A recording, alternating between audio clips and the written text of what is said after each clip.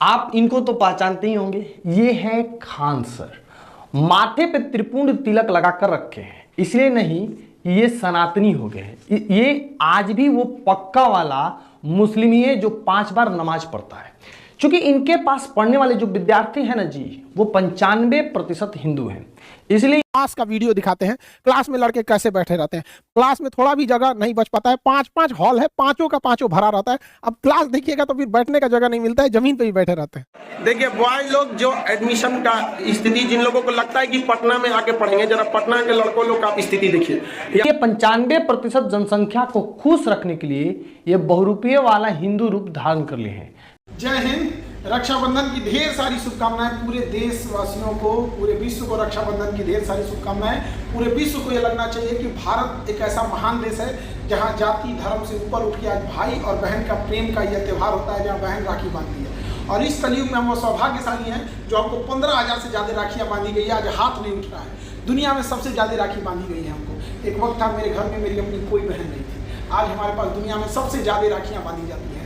और हम भी आज लड़कियों को ढेर सारी शुभकामनाएं देते हैं, उनके लिए एकदम दुलार प्यार एकदम। हम लड़कियों को हमेशा कहते हैं कि 10 सास और 15 ननद मिल के जितना प्रेम करेंगे उतना हम अकेले करते हैं, और जितना झगड़ा करेंगे उतना ही हम भी करते हैं। तो ये हमारा बड़ा प्रेम रहता है लड़कियों के प्रति, उनके बहनों के प्रति। हमेशा से जब भी उनको पढ़ाए हैं तो अपनी बहन मान के पढ़ाए हैं, और वो भी एकदम भाई की तरफ प्रेम करती है सब। उनके लिए आज 156 प्रकार के व्यंजन बनवाएं, कोई ऐसा वेराइटी नहीं था जो छोड़े होंगे उनके लिए, और ढेर सारी शुभकामनाएं आज हम, ताकि इनको हिंदू विद्यार्थी मिलता रहे।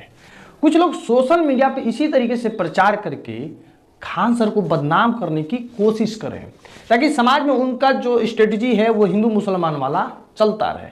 तो आज मैं उन सबको यह बता दूं कि त्रिपुंड तिलक लगाकर खान सर सनातन धर्म का कोई अपमान नहीं किए हैं। सावन के अंतिम सोमवारी को खान सर ने जापान से डायलिसिस मशीन मंगाकर उसका उद्घाटन किए हैं।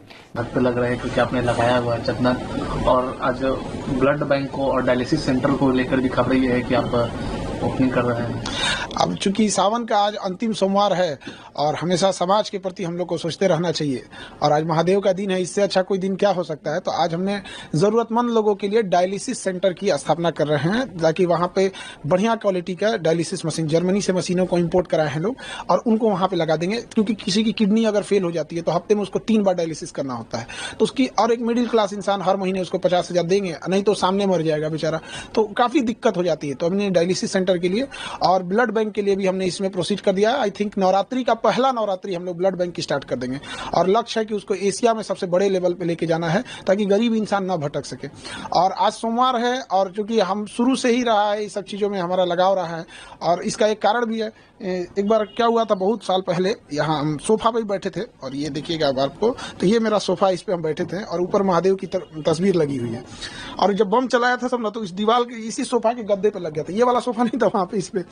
तभी से हमको लगा कि नहीं, महादेव हमको बहुत मानते हैं, तो इसलिए उन्हीं का दिन सबसे अच्छा लगा। तो आज ही के दिन हमने इसकी घोषणा कर दिया, और अब इसको देखते हैं कैसे महादेव ले जाते हैं आगे। खान सर लगता महादेव के भक्त हैं, हमको सबसे अच्छा जमता है। सबकी रिस्पेक्ट करनी चाहिए। आपने बोला कि एशिया का नंबर 1 बनाएंगे ब्लड बैंक और डायलिसिस सेंटर। देखिए, हमको ना इसको हर डिस्ट्रिक्ट पे ले जाना है, क्योंकि गरीबी किसी, जिसमें हर जाति धर्म के लोगों का एकदम सस्ता में इलाज होगा। खान सर के द्वारा चिकित्सा के क्षेत्र में यह क्रांतिकारी कदम है, क्योंकि प्राइवेट हॉस्पिटल वालों ने जो लूट मचा रखी है, खान सर उस लूट को खत्म करना चाहते हैं।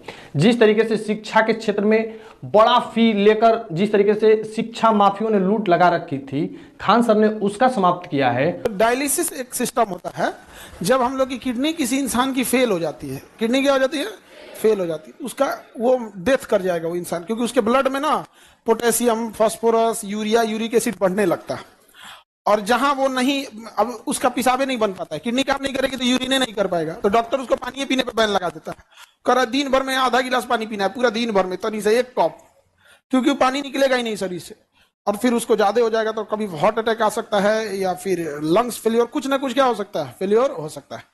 तो इन लोगों को बड़ी दिक्कत होता था, डायलिसिस वाले को हफ्ते में 3 बार डायलिसिस कराना होता था, हर एक दिन अल्टरनेट कर करके 3 बार डायलिसिस कराना होता था, और एवरेज जो खर्च आता है डायलिसिस का वो 4 से 5 हजार आता है एक बार का। एक बार का कितना आएगा, 4,000। आप 4,000 ही मान लो, क्योंकि उसके साथ ये सब चीजें होके 4,000। तो उसको हफ्ते में कितना करना है, 3 मंथ में उसको 12 से 15 बार करना है। अब आप समझो 12 बार भी अगर तुम जोड़ते हो और 4,000 के हिसाब से 48,000 मंथली खर्च है तो जिंदा रहेगा। अगर इससे कम गया डेथ हो जाएगा। अब आप बताओ कोई गरीब और मिडिल क्लास का आदमी तो 48,000 सैलरी नहीं आती है, घर में पूरा इनकम नहीं होता। उसी तरीके से अब हॉस्पिटल के क्षेत्रों में भी खान सर इस लूट को समाप्त करने वाले हैं। आप भी महसूस करते होंगे कि आप हॉस्पिटल में जाते हैं और कितना भी आपका कम से कम का बीमारी क्यों ना हो, 5,000 रुपए का बिल बना दिया जाता है। डॉक्टर आपको जो पुर्जा लिखते हैं वो दवाइयाँ सिर्फ उनके ही दुकान पर मिलती है, बाहर कहीं नहीं मिलती है। यानी कि जो दवाई इस तरीके से समझिए कि 20 रुपए की होती है ना जी, वो उस डॉक्टर के पास 200 रुपए की मिलती है। जिस जांच की आपको आवश्यकता भी नहीं है ना, उस जांच को डॉक्टर लिखकर उससे मुनाफा कमाते हैं। तो खान सर इन सभी लूट को खत्म करने वाले हैं, जिससे चलते इनको बदनाम करने के लिए हॉस्पिटल वालों ने अलग अलग प्रकार के षड्यंत्र रचा गया है ताकि आपको हिंदू और मुसलमान के आधार पर बांटा जा सके। लेकिन भाइयों, इन सब से बचना है और खान सर की मदद करनी है। खान सर शिक्षा के क्षेत्र में बिहार का नाम रोशन किए हैं और खान सर इतना बड़ा शिक्षक पूरे भारत में नहीं है। इनका जो पढ़ाने का जो फी है वो बहुत ही सस्ता है और पढ़ाने का जो तरीका है वो अद्भुत है। हंसाते हंसाते विद्यार्थियों को पढ़ाना खान सर का स्टाइल है। आज खान सर की जो स्टाइल है ना, पूरे भारत में जितने भी शिक्षक हैं उस स्टाइल को फॉलो कर रहे हैं, उससे सीख रहे हैं। लेकिन ओरिजिनल तो ओरिजिनल ही होता है ना जी। तो हम लोगों के बिहार के लिए गर्व की बात है कि खान सर शिक्षा के साथ साथ अब चिकित्सा के क्षेत्र में भी घुस रहे हैं। तो चिकित्सा के क्षेत्र में खान सर का घुसना एक क्रांतिकारी कदम होगा और बिहार के गरीब तबके के लोगों को भी एकदम सस्ता चिकित्सा मुहैया हो जाएगा। क्योंकि सरकारी हॉस्पिटल की स्थिति तो आप जानते ही हैं। डॉक्टर जो है सरकारी हॉस्पिटल में है, लेकिन वो अपना क्लिनिक खोलकर बैठे हैं और हॉस्पिटल के टाइम में वो जाके अपने प्राइवेट वाले जो नर्स क्लिनिक है उसमें बैठते हैं। सोचिए, इसलिए खान सर को सहयोग करने की आवश्यकता है। ये जमीन पे जगह कहाँ है?